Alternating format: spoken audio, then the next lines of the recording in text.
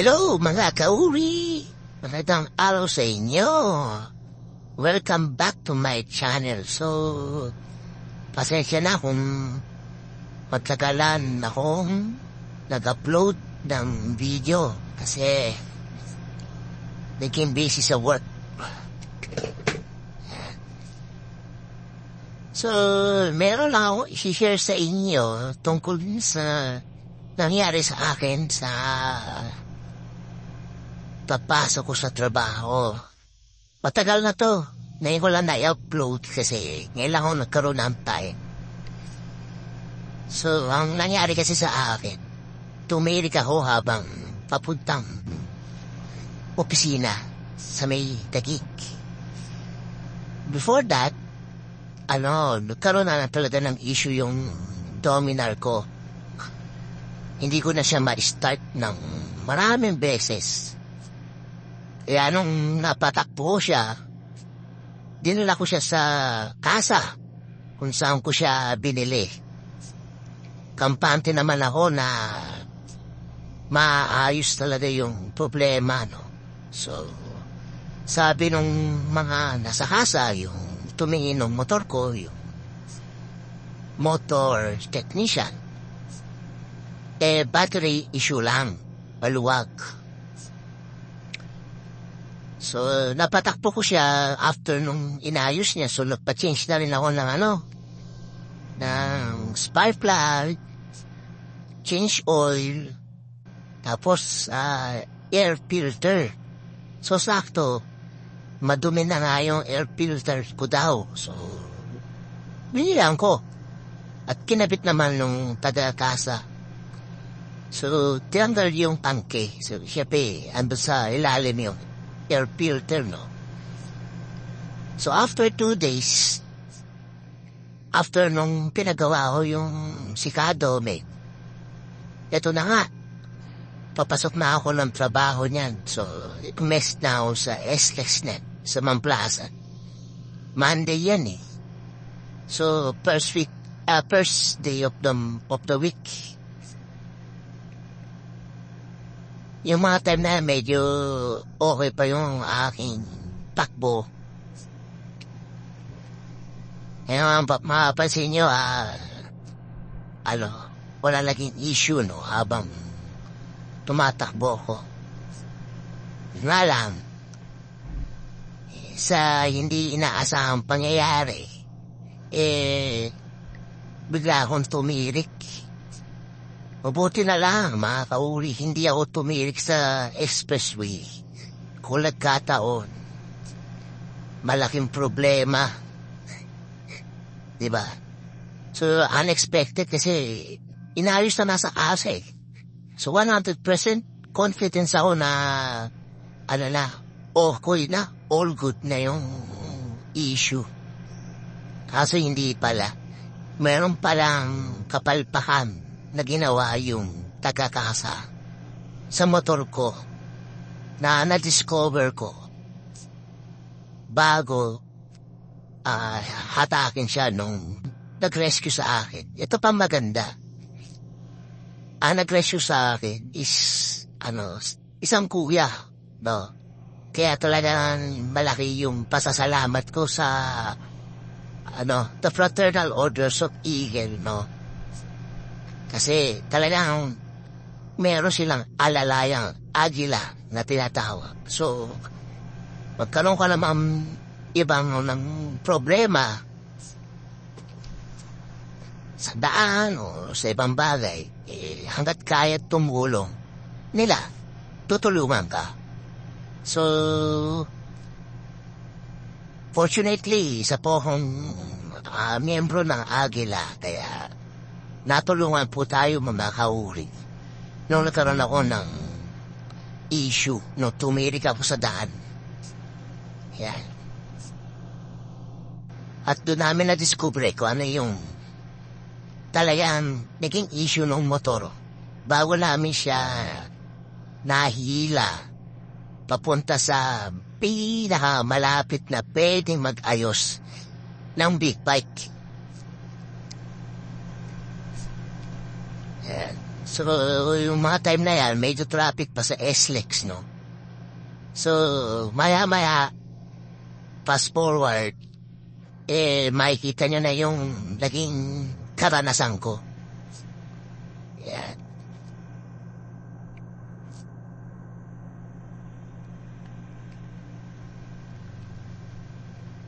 Smooth na smooth pa nga yung takbo ko dyan eh.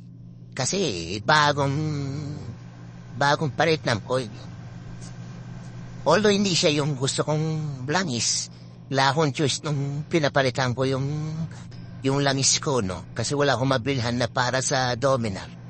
Ang meron lang sa kasa yung stock nila, yung brand na ka-partnership daw, di ba, Judge? Letter E, nag-uumpisa yung langis, no? Maganda siya, kaso maliit lang kasi yung lifespan. Hanggang 2,000 kilometers, kailangan palitan mo na yung langis na yun, no? Kaya hindi ko siya gusto kasi mas gusto ko yung nagpapalit ako ng langis mga 5,000 kilometers. Diba? So, yung langis na yun is yung RS8, no? Marami na rin ako nasubukan na langis. Motul. Yan yung Motul, okay yan eh. Pareho ng RS8.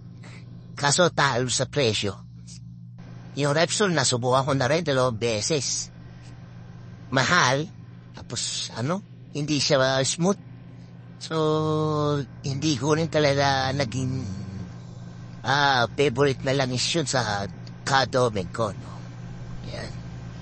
Kaya ako, advice ko sa inyo, kung bago lang kayo sa big bike at ang inyong motor is si Dominar, mas okay talaga si RS.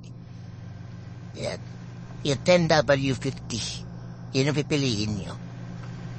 Doon kasi pwede mo siyang sagarin hanggang 5,000 kilometers. Pero sabi nung mga monitoring talaga na motor technician is 4,000 kilometers. Palit ka na ng langis. Kahit RS8 pa yung nilagay mo. Pero pwede mo daw siyang sagarin hanggang 5,000 kilometers. So makakatipid ka talaga, no? Pag yun ang ginamit mo.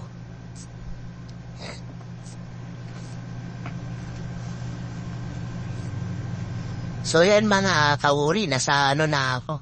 Osmeña Highway na ako niyan. Kalalagpas ko lang ng Alabang. So, chill ride nga lang ako nung time na yan eh. Buti hindi pa masyadong mabilis. At sakto, medyo nabibuild up na yung traffic. Moderate traffic na siya.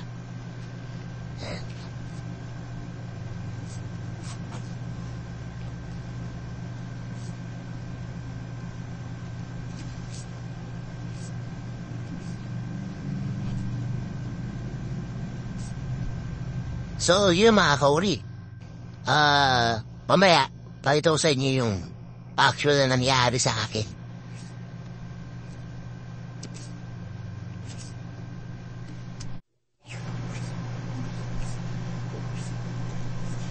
Ayan, mga kauri, nasa toll gate na ako, no? Medyo matraffic. Maraming, nagbabayad. Yun. Ganda nung price ni Sir. Ano ba yun? Di ko na nakita ko anong model. So medyo binidisan ko na yung dito mga kauri, yung video. Kasi medyo mahaba. So fast forward na ako dyan. Yan. So sa C5 na yan mga kauri. Ayan. Pababa na ako niyan. Papunta Heritage Park sa may BGC. Kaya kasi umi-exit eh. Paminsan-minsan. Yan.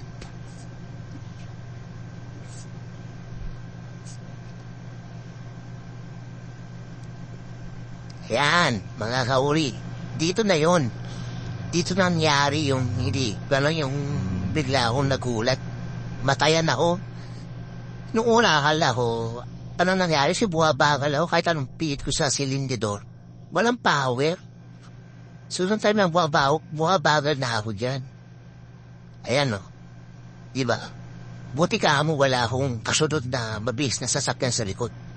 Kung hindi, sasalpok sa akin. Mali pa nga yung part ko kasi medyo nag-panic. So, dapat kanan na ako dapat.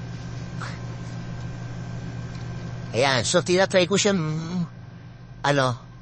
i-start again. So, parang, kung ano yung nangyari before, ganun ulit nangyari. So, di ko sure kung bakit. So, pinilit ko siya, i-start ng ilang beses.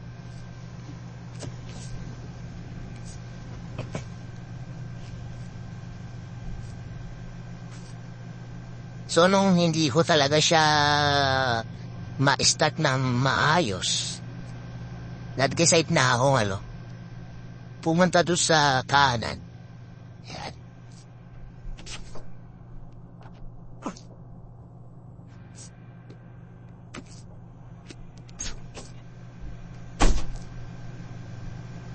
Mabuti na lang mababait yung mga motorista na pinagbigyan akong lumipat ng lane.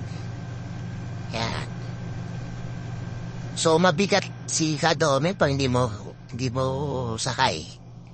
Yan, mali pa nga yung yung pwestuhan ko. Di ko siya malagyan ng side stand.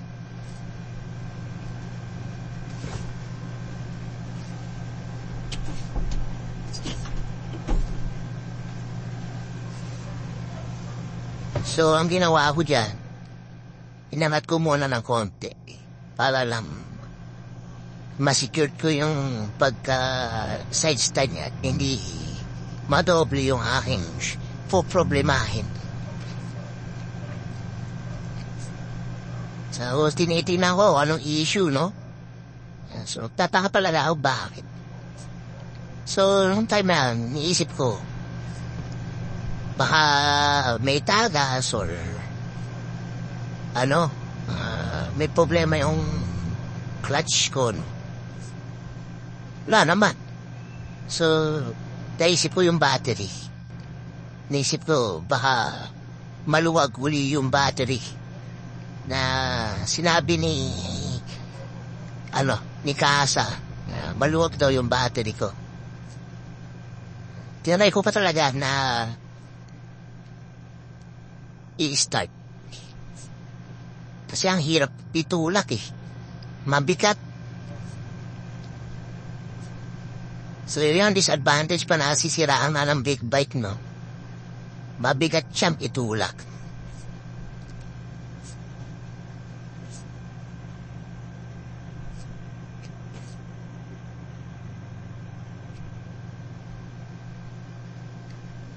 So makikita nyo guys, medyo kumagat yung start. So, check ko pa kung aandar. Tapos biglang namatay uli.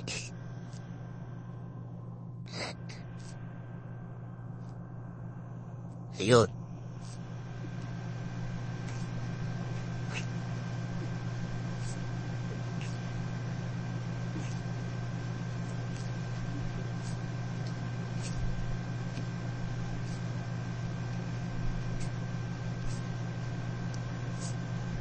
Yeah, medyo, tinry ko, sinubukan ko ulit.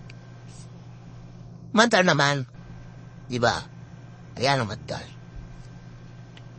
Kaso, saglit lang, matay ang kagad daw. Ayun na si Kuya bigla akong, pinusinahan.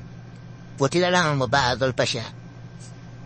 So wala na talaga ako choice, kundi bumaba. Tapos, tinulak ko na siya.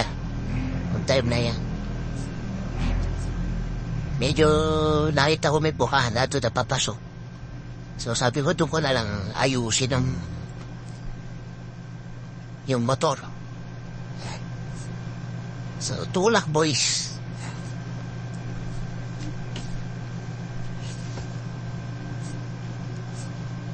Buti na malapit yung likuan.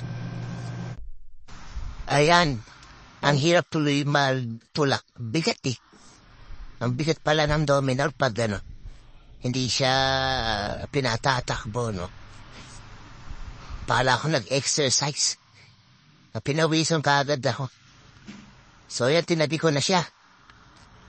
Ano to guys, sa may Heritage Park. So, malapit to sa Bayani Road. Kung napupunta tayo dito sa may BGC, papasok na BGC. Ayan. So, time na yan, may kumakausap sa akin, no? Medyo related siya dun sa issue ko. Sabi niya kasi, yung kanyang pisa, may dominar direct, tanto rin yung naging issue. And most likely na daw, baka sa battery din talaga ang may issue. Ayan. So, inumpisahan ko lang buksan yung dominar ko. So, tinatanggal ko yung puan. Kailangan ko tanggalin yung top box. Ayan. Kaya mapapansin nyo guys, medyo mabilis na yung video kasi matadahil yung video na ito.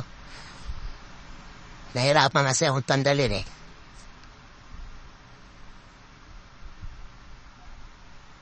Ang init pa nung mga oras na yan.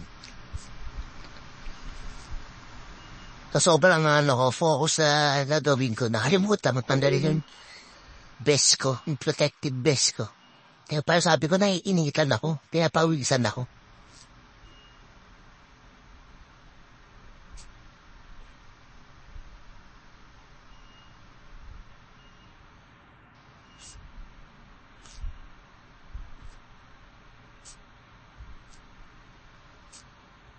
So yun, natanggal ko na yung vest ko, na-realize ko, nakapis pa pala ako.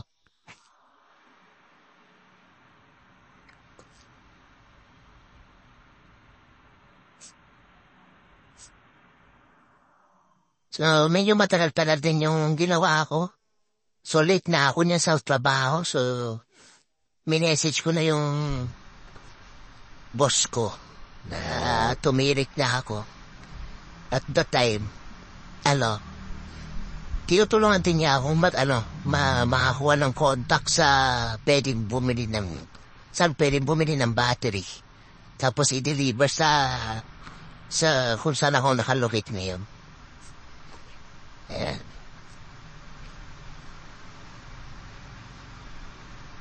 So, ayan, check ko lang. May pit naman yung battery, yung kanya, positive ka, negative contact. Tapos pala mga kauri, may mga kinontak na ako dyan. So, meron nang nag-respond sa akin, isang kuya na Ariela. So, tumating na siya dyan. So, hindi ko na siya na-videohan nung check namin ulit, pero na-realize namin, may takas pala doon sa gas nung biglang, umandar. Ayan, biglang nakita namin yung takas. So, ayun na guys. So, tulak na. Nakalubid kami. Diyan, naputo yung lubid. Kasi nga, paakyat. Hindi kinaya ng lubid. So, ayan, tulak ulit. May tumulong sa akin yung pinsan niya. Tinutulak nga yung pataas. Labi. Pawis-pawisan kami dyan. Kasi nga, ang bigat eh. Tapos pataas pa. So, halbaro nga siya. So, dito, tinry namin uling talian, medyo sa bandang taas, para at least, hindi na maputol yung tali. Pababa na dun eh. So, doon sa lugar na to, medyo challenging. May pataas, may pababa. Kaya, medyo natagalan kaming, makapunta sa mekaniko. Nagtanong-tanong na rin kami diyan kung saan may, mekaniko na pwede tumingin ng motor. So, hila-hila. Nakakahiya kasi big fight, Tapos tumirik. Nakikita ng tao, hinihila. Ayan. So, So alalay lang kami dyan eh. Kasi baka mamaya sa sobrang, bilis niya, matumba yung motor kasama ako. O ayan, yung una namin pinuntahan. Yan. So nagtanong si kuya kung kaya bang gawin yung big bike. Kaso nung time na yan, sabi nung mekaniko, mag-isa lang daw siya, tapos marami pang nakapila, no? So, nag-decide kami na lumipat na lang at maghanap ng ibang mekaniko. Ayan. So, tulak-tulak uli, kasi ito packet eh. So, tinutulak ako ni nung isang kuya sa likod. Hirap. Grabe, mahirap pa masiraan, no? Pag tumirik ka.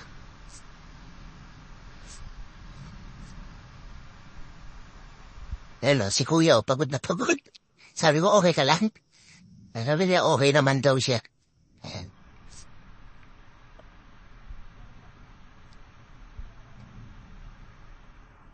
Ayan. Ayan lang si kuya. Yung tumulong sa akin. Taga ano pala siya, no? Ipo Alab Eagles Club. Ayan. Salamat sa inyo, guys. Salamat po sa inyong club. Ayan.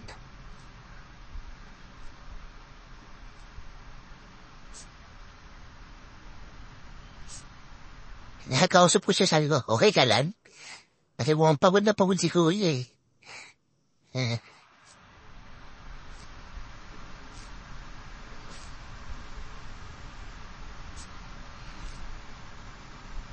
So, hinintay namin bumalik si kuya, no? Nagtanong siya sa kabila eh.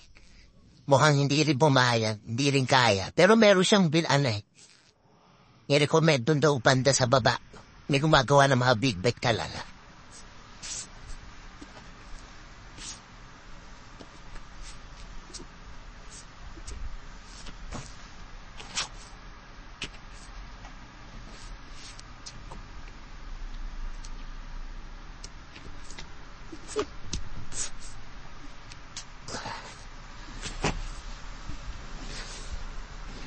Tulak-tulak, boys. Medyo lang malayo na yung napuntahan namin, no? Kaya natanong kami uli kung pwede dito magpagawa. For the third time, hindi din.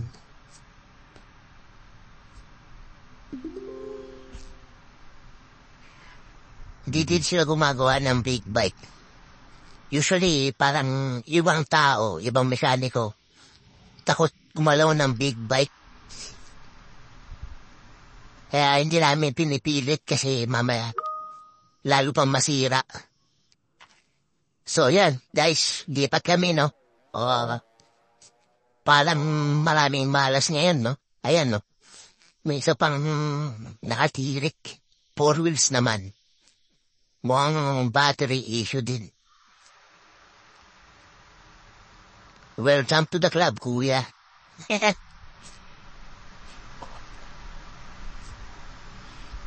Natawa siya nung nakita niya yung motor ko na tinutulak din.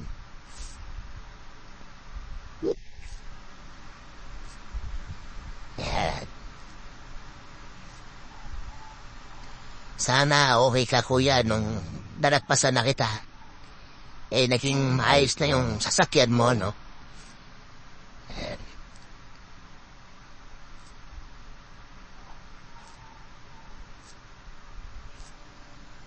So, tulak-tulak.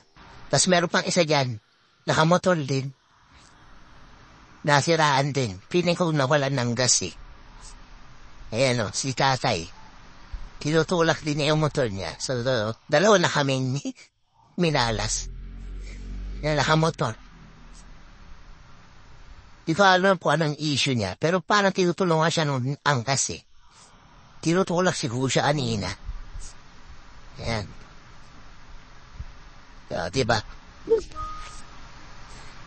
Maraming kaganapan ng araw na yan. Tatlo kaming, tumirik.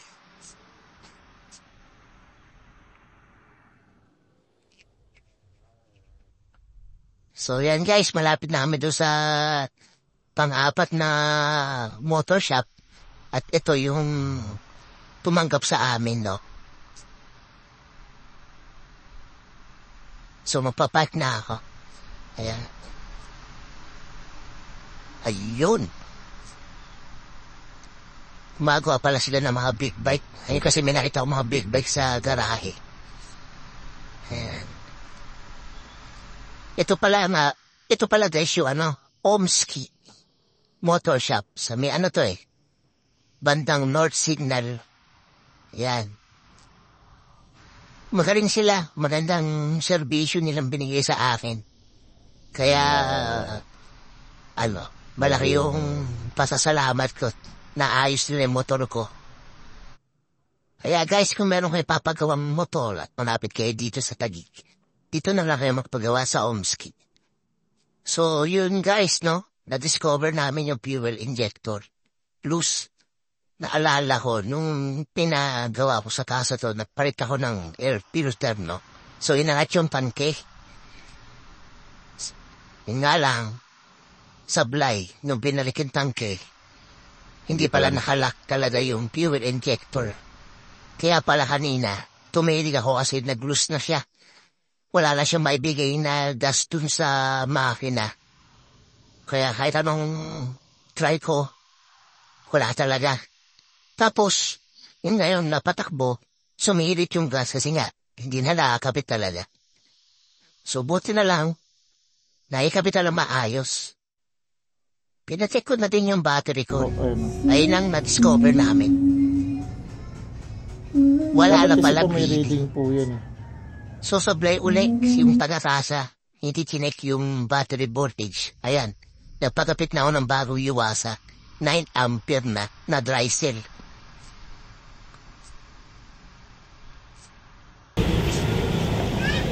Yan. So, guys. Tapos na. Ayos na yung aking motor. At ayan. Oh, kaway kayo kuya. Mga kuya. So, malaking salamat sa mga tumunong sa akin from Tipo Alab Beaches Club. Then guys, so, syempre, before kami maghiwalay-hulay, kumain kami. Yan. So, yun lang guys. So, aking masasabi is, wag masyado magtiwala sa kaasa, no? Kung saan mo binili yung motor. Kaya mas okay talaga maghanap ka ng reliable na mekaniko na talagang mag-aalaga ng motor mo. Yung hindi ka paasahin na okay yung motor mo kasi na-check naman daw. Diba? Yun, so hindi na ako babalik to sa kasa. So, meron na akong mga hiningihan na recommendation sa mga kakilala kong may Dominar kung saan sila nagpapagawa na kanilang motor or PMS. So next time na magpapa-PMS ako, doon na sa mga nirecommend nila sa akin. Para sure na hindi talaga ako titirik na habang bumabiyahe. So guys, maraming salamat sa panonood. So, sana may natutunan kayo doon sa naging karanasan ko. And hopefully, hindi mangyari sa inyo. So, thank you. And God bless and ride safe always. Baboosh!